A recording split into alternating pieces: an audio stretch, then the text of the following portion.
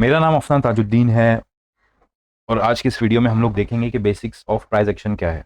बिल्कुल बेसिक क्या है, प्राइस ऊपर नीचे क्यों होती है और प्राइस को किस तरह से रीड करना है, एकदम बेसिक उसको हम देखेंगे। बहुत सारे ब्रदर्स हमारे मार्केट में पुराने हैं लेकिन उनको फिर भी प्राइस को रीड करना नहीं आता या उनको मालूम ही नहीं है कि प्राइस ऊपर नीचे होती क्यों है। तो वो हम समझने की कोशिश करेंगे। हमारे लास्ट वीडियोस में हम लोगों ने देखे थे कि एक कैंडल किस तरह फॉर्म होती है, एक कैंडल में हाई हाई क्या होता है, कैंडल का लो क्या होता है, बॉडी क्या होती है, ट्रेडिंग व्यू पर चार्ट किस तरह रीड करते हैं। ये सब हमने हमारे लास्ट वीडियोस में देखे थे। अगर आपने नहीं देखा तो मैं आपको रिक्वेस्ट करता हूं कि आप हमारे पुराने वीडियोस देखें, तो आपको बेसिक समझ में आ जाएगा कि चार्ट पर प्राइस को किस तरह रीड करते हैं।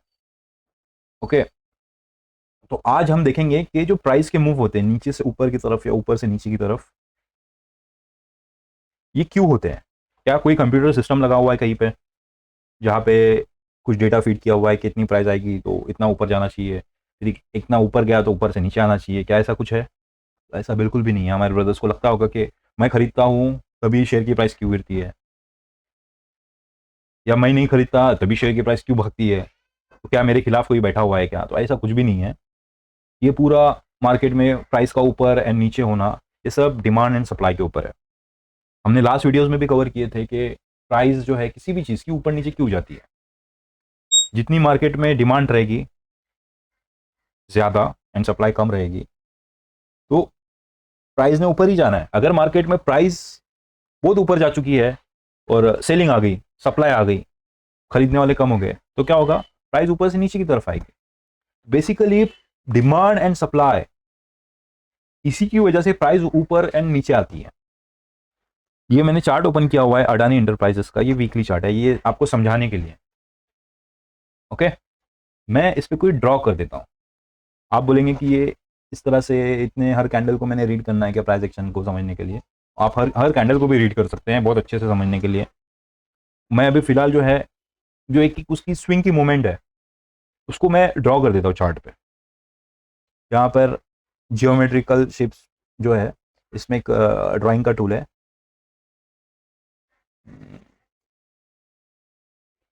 पाथ वाला। मैंने उसको, देखिए ये पाथ, इसको मैंने स्टार करके रखा है जो यहाँ पे आया है। जिस जिस ड्राइंग टूल को आप स्टार करेंगे ना वो यहाँ पे आ जाएगा, तो मैं ये सब चीज़ें यूज़ करता हूँ। ये मैंने पाथ वाले टूल को स्टार करके रखा हुआ है। मैं यहाँ से ड्रॉ करता हूँ प्राइस। देखिए प्राइस यहाँ नीचे से यहाँ पर गई, यहाँ से यहाँ पर आई, फिर ऊपर गई, फिर प्राइस नीचे आई यहाँ पर, फिर ऊपर गई, फिर नीचे आई, फिर ऊपर गई, फिर नीचे आई, फिर ऊपर गई, फिर नीचे आई, फिर ऊपर गई। ओके, ये सब ऐसा क्यों हुआ? नीचे से ऊपर क्यों गई, ऊपर से नीचे, ये ऐसा क्यों हुआ? और अगर मैं इसको थोड़ा और पहले से ड्रॉ करूँ, हम यहाँ से ड्रॉ करते हैं।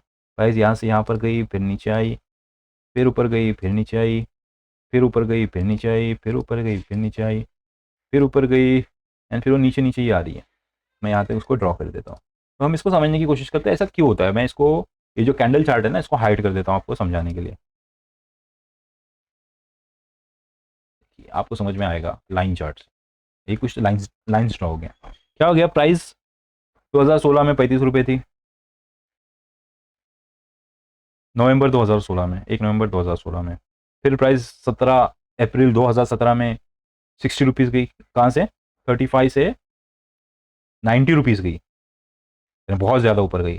फिर प्राइस नीचे आई 62 पे, फिर 81 पे गई, फिर 63, फिर 82, फिर 95, फिर 67। तो ये प्राइस में ये सब मूवमेंट होती गई। तो ये क्यों होता है ऐसा, इसको हम समझेंगे अभी।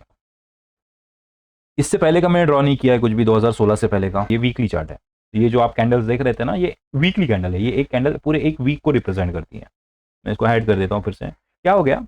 जब प्राइस 35 रुपीज़ थी तो यहाँ पर लोगों ने खरीदा, बायर्स आए मार्केट में ज़्यादा, प्राइस ऊपर गई, ऊपर गई, ऊपर गई, 90 रुपीज़ हो गई। तो जिन लोगों ने नीचे खरीदा था ना 35 पे या उससे पहले, 2013 में इसकी प्राइस कुछ 13 रुपये हुआ करती थी अदानी इंटरप्राइजेस की। आज आसमान को छू रही है, लेकिन 2013 में कुछ लोगों ने समझ लीजिए 13 रुपये पे खरीदा था और अभी प्राइस 90 रुपीज़ चली गई है। और वो चाहते हैं कि भाई 13 रुपये से अभी 90 रुपीज़ जो गई है प्राइस, ये बहुत जा चुकी है। तो हम चाहते हैं कि अभी हमारे पास जितने शेयर है वो बेचे और प्रॉफिट बुक करे। वो उन्होंने सेल किया, या इधर 60 रुपीज़ पे 30 रुपीज़ पे जिन्होंने खरीदा था उन्होंने सेल किया, और क्या हो गया, प्राइस नीचे आ गई, नीचे आके 90 से प्राइस 60 हो गई यहाँ पर। जैसे ही प्राइस 60 हो गई तो नए बायर्स आए। अब ये नए बायर्स कौन है? ये नए बायर्स जो है ये वो लोग हैं जिन्होंने 13 रुपये पे या 30 रुपये पे शेयर को नहीं खरीदा, और जब 90 पे गया तो उनको लग रहा था अभी बहुत महंगा है, हम लोग यहाँ पर नहीं खरीदेंगे, और जैसे ही 60 रुपीज़ हो गई प्राइस तो उनको लगा भाई अभी थोड़ी प्राइस सस्ती हो गई है, हमने अभी खरीदना चाहिए, और उन्होंने वापस खरीदा यहाँ पे, उन्होंने नया खरीदा यहाँ पे 60 रुपीज़ पे। और यहाँ पर कुछ पुराने लोगों ने भी खरीदा, जिन लोगों ने 30 पे खरीदा था 35 रुपीज़ पे, और प्राइस 90 जाके वापस नीचे आई 60 पे, तो 35 पे जिन लोगों ने खरीदा था उनको भी अपॉर्चुनिटी मिली कि अभी प्राइस थोड़ी सस्ती हो गई है, 90 से नीचे आई है, तो हम फिर से खरीदते हैं। तो उन्होंने फिर से कुछ अपने पोर्टफोलियो में ऐड किया। यहाँ पर उनके पास 100 स्टॉक थे, उन्होंने और 50 स्टॉक खरीदे, अभी उनके पास 150 स्टॉक हो गया। या कुछ बायर्स ऐसे होंगे जिन्होंने 35 पे खरीदा होगा या 13 रुपीज़ पे खरीदा होगा, 90 पे जाने के बाद सेल किया होगा, अभी उनके पास कुछ भी नहीं है, और जैसे ही प्राइस नीचे आ गई उनको लगा भाई अभी ये प्राइस जो है वापस से एंट्री करनी है हमने, तो उन्होंने 60 पे वापस से खरीदा। जैसे ही 60 पे खरीदा प्राइस ऊपर गई, फिर सेलर्स आए, फिर नीचे आई प्राइस, फिर बायर्स आए, फिर सेलर्स आए, तो प्राइस एक रेंज में घूमती रही। तो यहाँ पर इस एरिया में, ये जो एरिया है 2017 अप्रैल से लेके 2017 दिसंबर तक, ये जो एरिया है यहाँ से लेके यहाँ तक, इस दरमियान सेलर्स एंड बायर्स जो है, सप्लाई एंड डिमांड तकरीबन इक्वल थे, जिन्होंने प्राइस को ज़्यादा ऊपर नीचे होने नहीं दिया। प्राइस ऊपर जाती थी थोड़ा तो सेलर आ जाते थे, फिर प्राइस नीचे आती थी तो बायर आ जाते थे, फिर ऊपर जाती थी तो सेलर आ जाते थे, फिर बायर आ जाते थे, तो वो एक ही रेंज में प्राइस घूमती रही यहाँ पर। और फिर क्या हो गया, 2017 दिसंबर में प्राइस ऊपर गई, अचानक से नए बायर्स आ गए या पुराने बायर्स ने फिर से खरीदा, जिनको कुछ कंपनी के बारे में मालूम पड़ गया कि कंपनी के फाइनेंशियल्स अच्छे हैं या कंपनी को नया प्रोजेक्ट मिला है। हम सब अदानी इंटरप्राइजेस के बारे में जानते ही है कि इन्हें रिसेंटली 2014 के बाद बहुत सारे प्रोजेक्ट्स मिले हैं, एयरपोर्ट्स मिले हैं, पोर्ट्स मिले हैं, और गवर्नमेंट का कोल मिला है, बहुत कुछ गवर्नमेंट साइड से प्रोजेक्ट्स इनको मिले हुए हैं। तो कोई न्यूज़ आ गई या कंपनी के जो रिजल्ट थे वो बहुत अच्छे आ गए, उसके फंडामेंटल वाले रिजल्ट, फाइनेंशियल डेटा जो है कंपनी का बहुत अच्छा आ गया, तो उनको नए नए प्रोजेक्ट्स मिलने की न्यूज़ आ गई, जो पब्लिक के डिसीजन को इन्फ्लुएंस करते हैं कि भाई अभी कंपनी में बहुत ज़्यादा ग्रोथ है, होने के चांसेस है, तो हम खरीदेंगे, महंगे प्राइस पे खरीदेंगे। तो लोगों ने खरीदा उसको, कुछ भी हो सकती है वजह, या कुछ सिल्ली रीजंस भी हो सकते हैं, जैसा किसी को टेलीग्राम पे मैसेज आ गया कि अभी अडानी की प्राइस 60 रुपीज़ है, खरीदो, ये 4,000 रुपये हो जाएगी, तो उसने खरीदा। कभी कभी प्राइस जो है ट्रेड कर रही है 90 रुपीज़ पे, और टेलीग्राम पे मैसेजेस आना शुरू हो गए कि अडानी की हालत ख़राब है, अडानी के अभी रिजल्ट अच्छे नहीं आने वाले हैं, इसको बेचो, किसी ने कहा है बेचो, टीवी पे न्यूज़ आ गई बेचो, कोई व्हाट्सएप पे मैसेज कर दिया बेचो, और पब्लिक ने उसको बेचना शुरू कर दिया। तो जो पब्लिक होती है ना, जिनके पास नॉलेज नहीं होता, वो कभी भी किसी की भी बात पे बोलने से खरीदते और बेचते हैं। लेकिन जो स्मार्ट मनी होती है, जैसे हमने लास्ट में वीडियोस में देखा था, स्मार्ट मनी कौन होते हैं, बैंक्स होते हैं, म्यूचुअल फंड्स होते हैं, फंड मैनेजर्स होते हैं, ये कंपनी की प्रॉपर स्टडी करते हैं, कंपनी की ग्रोथ चेक करते हैं, उसका फ्यूचर क्या होगा, और उसके हिसाब से वो लोग उसमें इन्वेस्ट करते हैं या उसमें ट्रेड करते हैं। तो हमारा काम जो है ना, जो स्मार्ट मनी के फुटप्रिंट्स को फॉलो करना है, वो किस तरह से करना है वो हम अगले वीडियोज में देखेंगे। ना हम न्यूज़ से इन्फ्लुएंस्ड होंगे, ना हम रिजल्ट से इन्फ्लुएंस्ड होंगे।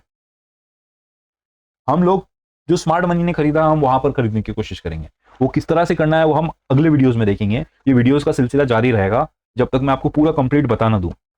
ओके, तो मैं डिस्कशन कर रहा था यहाँ पर, प्राइस 75 रुपीज़ से 130 रुपीज़ पे चली गई, फिर प्राइस इतनी नीचे क्यों आई? जिन लोगों ने नीचे खरीदा था 13 रुपये पे या 30 रुपये पे या 75 रुपीज़ पे, उनको ऐसा लग गया कि अभी ये जो प्राइस है 70 से जो 129 गई है बहुत कम टाइम में, 2 महीने में, दिसंबर और यह है फरवरी 2018, तो ये जो प्राइस ऊपर गई है, कितनी गई है मैं आपको बताता हूं,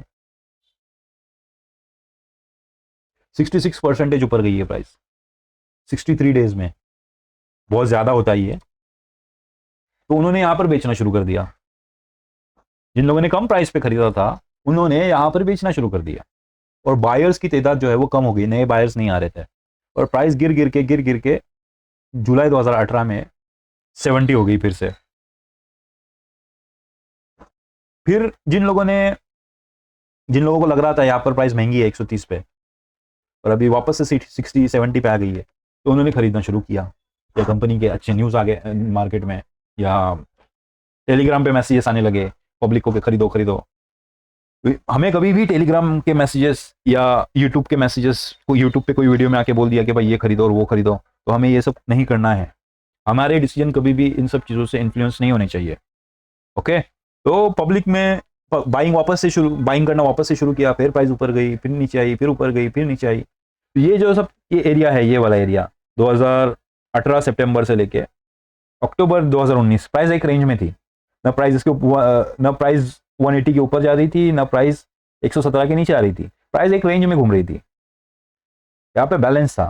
प्राइस जैसे ही नीचे आ रही थी 120 के आसपास, यहाँ पर बायर्स आ रहे थे। प्राइस जैसे ही 170 180 पे जा रही थी, यहाँ पे सेलर्स आ रहे थे। तो यहाँ पे ये पूरे एरिया में demand and supply equal equal थे। एक लेवल पे बैठे हुए थे बायर्स, एक लेवल पे बैठे हुए थे सेलर्स, जिन्होंने प्राइस को ऊपर जाने नीचे जाने दिया ही नहीं यहाँ पे। या फिर यहाँ पर अक्यूमुलेशन हो रहा था। अक्यूमुलेशन डिस्ट्रीब्यूशन क्या होता है वो मैंने इससे सब में पहले वाले वीडियो में बताया था कि बड़े लोग यहाँ पर बाय कर रहे थे, स्मार्ट मनी यहाँ पर बाय कर रहे थे। सेल करने वाले सब ये थे हमारे जैसे लोग, जिनको लग रहा था अभी प्राइस बहुत ऊपर गई है, उसको बेच देते। और खरीदने वाले स्मार्ट मनी थे। तो अभी मैं इसके बारे में बात नहीं करूंगा अक्यूमुलेशन डिस्ट्रीब्यूशन के बारे में, मैं जस्ट आपको बता रहा हूँ प्राइस ऊपर नीचे क्यों होती है। तो यहाँ पर बायर्स एंड सेलर्स तकरीबन इक्वल थे, इसलिए प्राइस ऊपर गई नहीं। फिर क्या हो गया, अचानक से कुछ मार्केट में न्यूज़ आ गई, या स्मार्ट मनी ने खरीदना स्टार्ट, यानी एंट्री हो गई उनकी बहुत सारी, और अभी प्राइस शूट होने वाली है ऊपर की तरफ। ये जो प्राइस शूट हो गई यहाँ से 130 से लेके 262 तक, ये कितने दिन में हुई है हम देखते हैं। ये 100% का रिटर्न है 133 डेज में, यानी तकरीबन 4 महीने, 4-5 महीने में।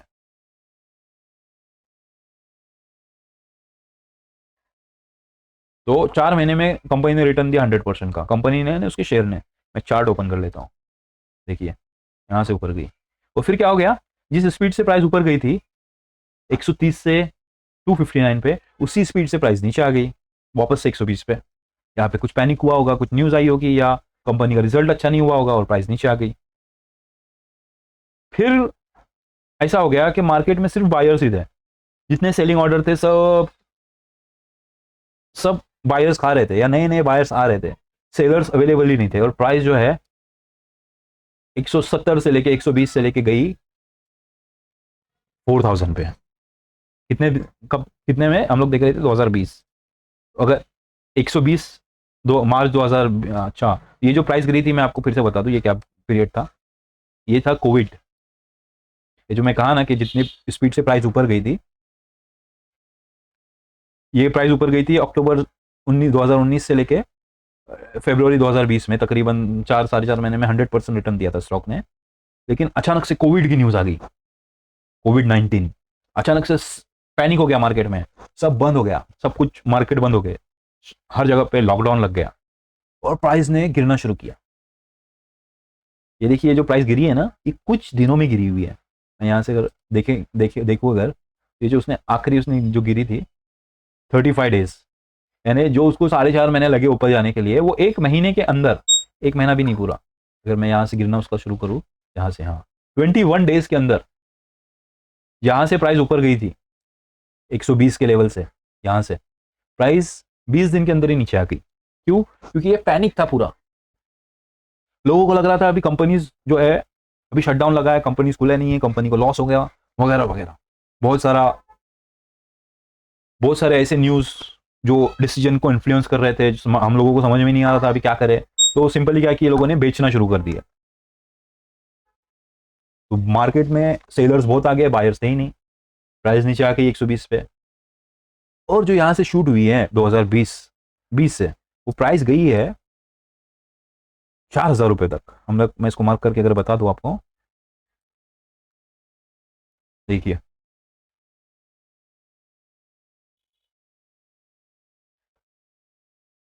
तकरीबन इतना रिटर्न दिया है इतने दिनों में।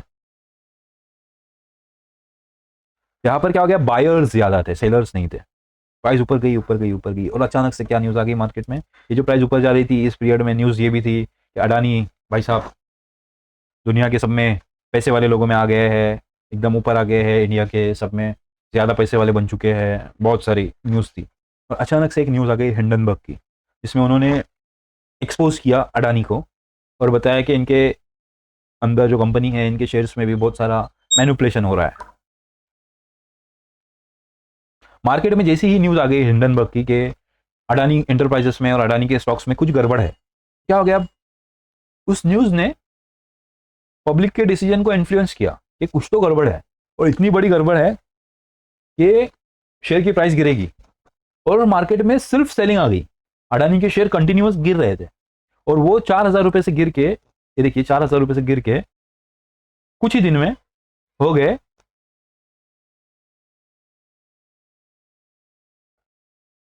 1,000 रुपए, यानी 4,000 रुपए से प्राइस गिर के हो गई 1,000 रुपए कुछ ही दिन में। और फिर अभी वापस से ऊपर जाना शुरू हुआ है।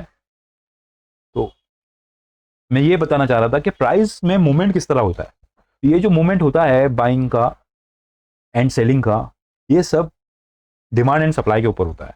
कि प्राइस नीचे से ऊपर गई क्योंकि यहाँ पर बायर्स से, ऊपर से नीचे आई क्योंकि यहाँ पे सेलर्स से। ये यहाँ से जो 2020 से जो प्राइस ऊपर गई है, यहाँ पर बायर्स ज्यादा थे, सेलर्स कम थे, इसलिए प्राइस ऊपर गई है। और ये आपको छोटे छोटे पुल बैक दिखेंगे। ये देखिए, जैसे मैं यहाँ पे एक मार्क कर देता हूँ, यहाँ से प्राइस जो है जून से सितंबर 22 तक ऊपर गई, फिर नीचे आई, फिर ऊपर गई। तो ये जो है ना, जिन लोगों ने नीचे खरीदा था, कम प्राइसेस पे खरीदा था, उन्होंने यहाँ पर बेचा या प्रॉफिट बुक किया,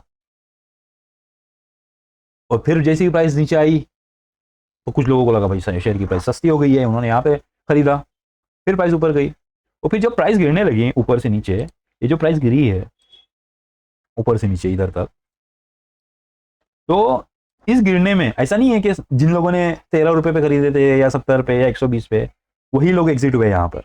300 पे जिन्होंने खरीदा है, 3,000 पे खरीदा है, या 4,000 पे भी जिसने खरीदा है यहाँ पर, वो लोग भी एग्जिट हुए लॉस के साथ। तो आपको ये समझ में, आई होप आपको समझ में आ चुका होगा कि प्राइस ऊपर नीचे किस तरह जाती है। आज के वीडियो में बस इतना ही। अभी अगली वीडियोस में हम लोग देखेंगे कि अप ट्रेंड क्या होता है, डाउन ट्रेंड क्या होता है, चार्ट पे ट्रेंड लाइन किस तरह से ड्रॉ करनी है, प्राइस एक्शन के कॉन्सेप्ट कौन से हैं, बेसिक प्राइस एक्शन क्या है, ये तो हमने अभी देखे हैं।